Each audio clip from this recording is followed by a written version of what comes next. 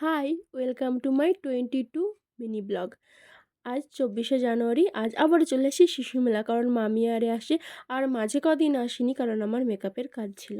আর আজ এসেই একটা অদ্ভুত জিনিস দেখলাম। ওই ছেলেটা কি সুন্দর ময়ূরটাকে আঁকছে।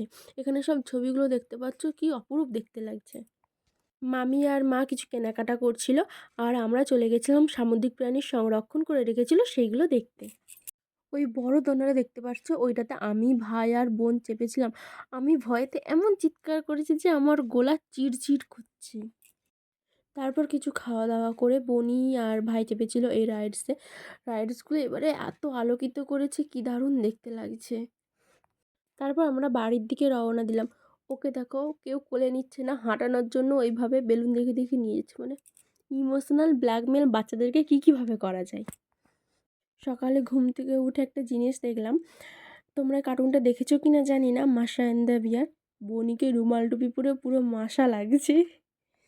আজকের মতো এখানেই। ব্লগটা কেমন লাগলো জানিও, আর বেশি বেশি করে লাইক করে দিও।